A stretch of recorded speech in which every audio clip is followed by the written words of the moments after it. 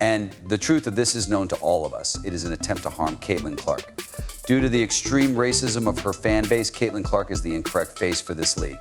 Where have I previously heard this argument? With over 3 million viewers, Wednesday night's WNBA opening round playoff matchup between the Indiana Fever and the Connecticut Sun was the most viewed WNBA game in television history. Still, a few hours after it ended, other pressing issues took center stage, problems that have plagued the WNBA this entire season. This has become a problem that not only Caitlin Clark, but also the others must cope with. This occasion, the Connecticut Sun was faced with a dilemma. The peculiar aspect is that it appears to be the WNBA and Caitlin Clark is being held accountable by its players for it. What, though, is she able to do? She's simply a budding celebrity, 22 years old, and she wants to have fun. She is unable to stop drawing attention and elevating the Fever to the top of the league's popularity. Is it really her fault if some of the people she brought with her are acting inappropriately? No, we are unable to do so. Those fans must examine themselves in the mirror and reevaluate their priorities. The newcomer, who has the potential to completely transform the WNBA, appears to be too much for the league and its players to handle. Doesn't it seem like jealousy? What then is the true situation here? Is Clark to blame? Are the other two contentious? Let's investigate. Increased media attention to the WNBA is great, but inappropriate behavior could spread fast. After the Sun forward team's 2-0 triumph, Alyssa Thomas addressed the racist insults. Throughout my 11-year career, I have never encountered racist remarks from the Indiana Fever fan base. You know, it's intolerable, to be honest, that we had her face on a terrible problem that occurred in this planet.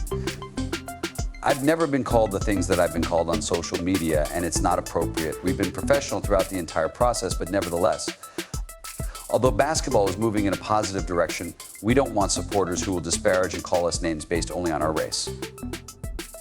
We come to play basketball for our profession, and it's enjoyable, but we don't want to go to work every day and have social media blown up over things like that. I mean, we already see what's going in the world and what we have to deal with in that aspect.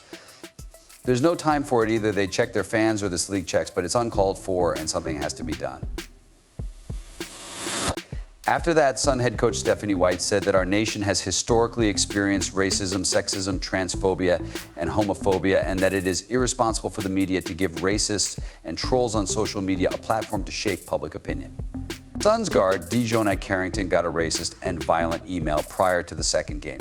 But Carrington's appearance also made her a target of personal harassment. In response to Carrington's inadvertent slap to Caitlin Clark's eye during Game 1, a number of spectators donned long artificial nails that were strikingly huge. One spectator even wore a shirt that proclaimed "ban nails."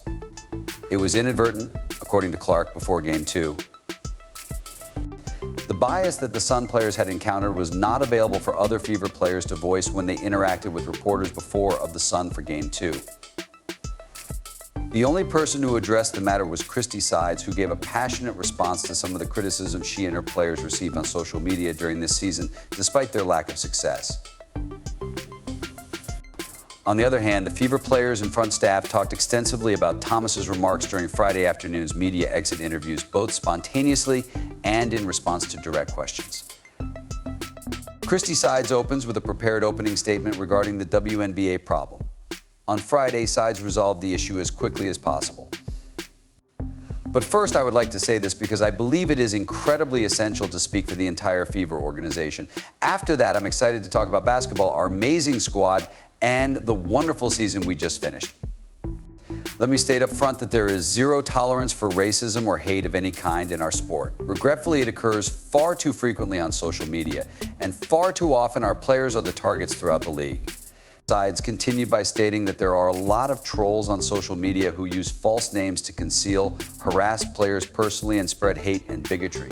It is not a true reflection of WNBA fans, true Fever supporters, or the Fever organization.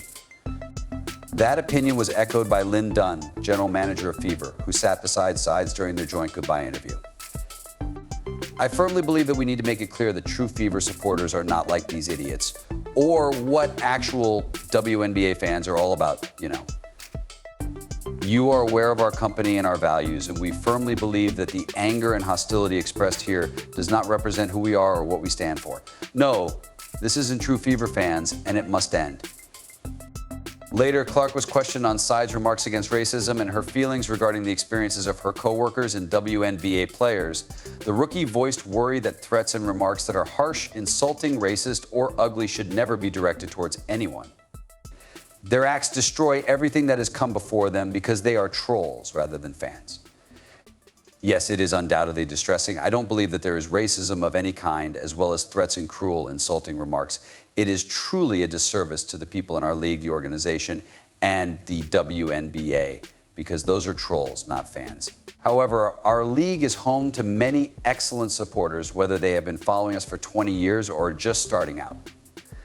Because there are so many outstanding players, teams, and wonderful tales that can be written and celebrated, I believe that maintaining this league's positive image is the best thing we can do. These people were my inspirations, which is why I became a fan of this league. Growing up, I aspired to be like them. Therefore, I believe that the best thing we can do is to keep encouraging and positively representing our league. Forward with a fever. Aaliyah, as her second season comes to an end, Boston revealed that she has also received some offensive texts. Though she didn't say it to compete or to minimize Alyssa Thomas, Boston's remarks made it clear that naive supporters were eager to point fingers when the team didn't win. But after the illness subsided, the compliments started to flow again. Still, Boston needed to step away from the social media. Whether or not people watch the game, I believe that the media has a significant influence on what other people think. There are occasions when nobody is even watching the game. They only consider plots and news articles, and they base their decisions on those. Furthermore, the fact that we are currently the center of attention makes it simple to identify with the fever. And it's so simple to just deny hate based on the statement that you're a fan of Fever, AB, or Caitlin. And it's never acceptable. I believe that should never be the case, regardless of who you are or what team you play for. Even though they had experienced fever before, Kelsey Mitchell and Erica Wheeler were not aware of what Thomas had said in the middle of the week. Both of them responded that, of course, they do not support such behavior when prompted to do so. Again, not hearing the answer directly, Mitchell said she appreciated the statement but disagreed that the 12 Fever players be classified as such. With 54 million unique viewers across several media networks in 2024, the WNBA saw its highest attendance of 2,353,735 in 22 years, an increase of 48% from the previous season. There is optimism for the future because of this noteworthy progress. It draws more fans, which fuels the flames of hatred. Clark gave the umpires instructions to have someone taken out close to courtside during the second game. It is important to remember, though, that the league might not be prepared or have the right to hold quiet just yet. Players ought to keep talking about the league, the supporters, and media ethics. Looking back, it seems that this sport's easiest part was drawing larger crowds. The tricky part now is expanding it correctly, but it doesn't have to and shouldn't be. The current issue is that it may have been overemphasized by the players. This causes it to repeatedly surface in the media. Furthermore, a few prominent figures in the media who support Clark and the Fever are seeing what is going on and are holding the W accountable for their actions. People like Jason Whitlock and Stephen A. Smith. Today's world is ours. Consider the current climate. Consider how poisonous and polarizing the modern world can be. A few weeks ago, I came into folks who were born in the 1940s, and they told me that things are worse now than they were in the 1960s. In the 1960s, consider that. 1964 saw the passage of civil rights legislation. 1965 saw the introduction of voting rights. They claim that things have gotten worse since then. Consider that. Conflict between races. Okay, racial tension, you see Caitlin Clark, this girl, it's not her fault either. She is not to blame. Why is she entering the basketball court and participating in the game? Certainly the players who are pitted against her are not to blame. They didn't do anything improper. However, given the nature of our culture, we are aware of the ugly aspects of some regions of the nation. It is imperative that you pay attention to it. Some people long to return to a bygone era that does not now exist in our planet. And it even appears in the basketball arena or on the fucking court. The W is going through something that they have never gone through before. A massive flood of brand new, noisy, devoted fans, and as previously said, Caitlin Clark is to blame for this. But they cannot hold her accountable for the actions of those fans.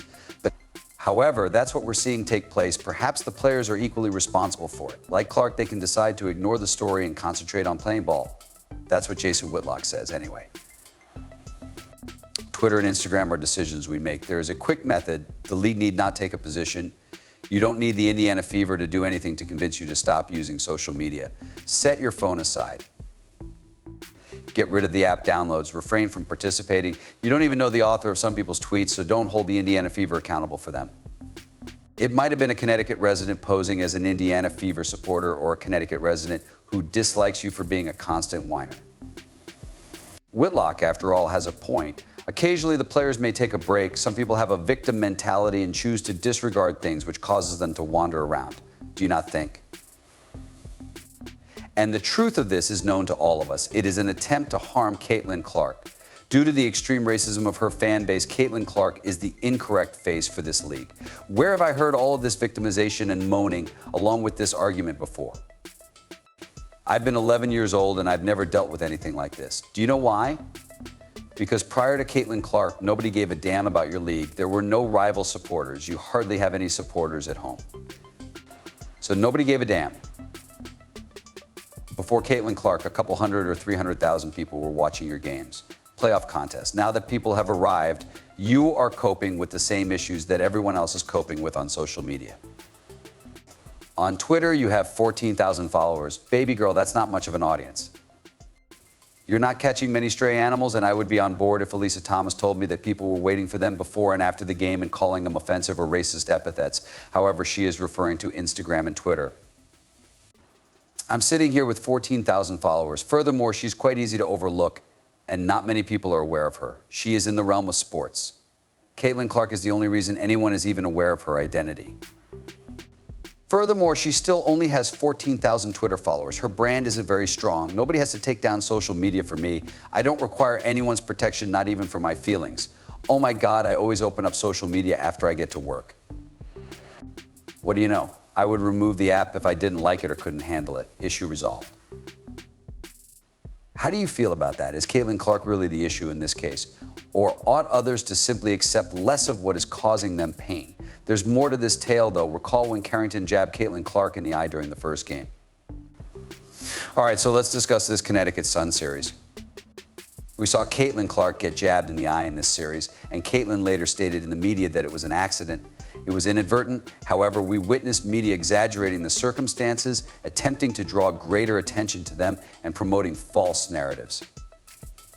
Because of this, Dejanay Carrington, who has been outspoken about the problems that players have faced throughout this WNBA season, posted that she has received numerous threats to her life and calls for obscenity, citing an incident in which Caitlin Clark claimed to have involved a basketball-related incident. The press attacked it. Brennan posted the query on social media on Tuesday, drawing backlash from the WNBPA. When Dejanay Carrington struck Caitlin Clark in the eye early in Sunday's Indiana vs. Connecticut game, I approached her about it. This is her reply. Dejanay? Yes, did you aim to strike Caitlin in the eye when you went and kind of swatted at her? If that's the case, could you briefly discuss what transpired during that play? If not, could you still discuss it?